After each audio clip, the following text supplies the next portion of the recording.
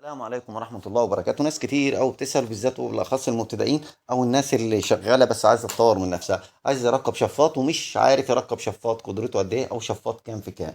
يا جماعة القصة ما بتتقالش أنا عاوز أركب شفاط 70، أركب شفاط 60، أركب شفاط متر، مش بتتحسب كده.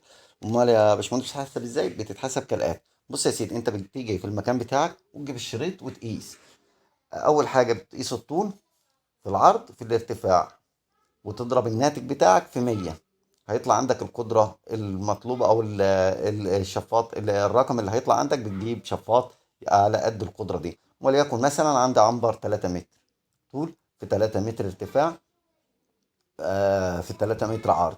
يبقى 3 في 3 بتسعة، في 3 الارتفاع ب27، بتضربهم في 100. يبقى انت عايز كده هيطلع الناتج معاك 2700. يبقى انت عايز شفاط 2700. تمام يا اخوانا. قدرته بتروح بقى انت اللي بتاع الشفاطات او الورشه او اللي تشوفه او الشركه اللي انت هتشتري منها، وبتقول له انا عاوز شفاط قدرته 2700. يبقى ده الكميه اللي مطلوبه منك او قدره الشفاط اللي مطلوبه، او ده الشفاط اللي ينفع معاك في المكان ده. تمام. سواء بقى العنبر اكبر سواء اصغر، وليكن مثلا عند عنبر 500 متر، وليكن مثلا 50 متر في طول في 12 متر عرض، بتضرب 50.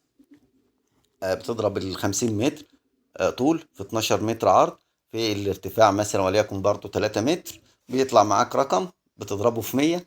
هيطلع عندك قدرة الشفطات اللي انت محتاجها للمكان بتاعك، سواء المساحة أكبر سواء المساحة أصغر. هي الفكرة بسيطة، ودي يا جماعة مش فكرتي أنا ولا اختراعي أنا، ده الحسبة المستخدمة عالميا واللي بنشتغل بيها كلنا، مش فكرة حد، ده شغل اللي مستخدم في العالم كله. والحسبة في العالم كله بتتحسب كده عشان اقدر احدد قدرة الشفاط اللي انا محتاجها او عدد الشفاطات. ومش بيتحسب عدد الشفاطات على عدد الفراخ، لا، بيتحسب عدد الشفاطات على القدرة اللي مطلوبة للمكان. يعني مثلا الشفاط عندي شفاط 24 متر، عند 24,000 متر، عند 38,000 متر وليكن. فبحسب الرقم بتاعي وبجمعه ده في العنابر الكبيرة. في العنابر الصغيرة ببقى عايز شفاط مثلا 3000، 2700، 2800 كده يعني. والقدرات دي كلها متوفرة.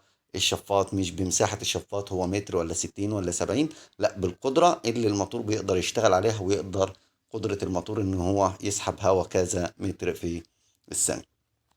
يا رب النهارده حلقتنا تكون سريعة كده وخفيفة، وتكون فادتكم بأي معلومة.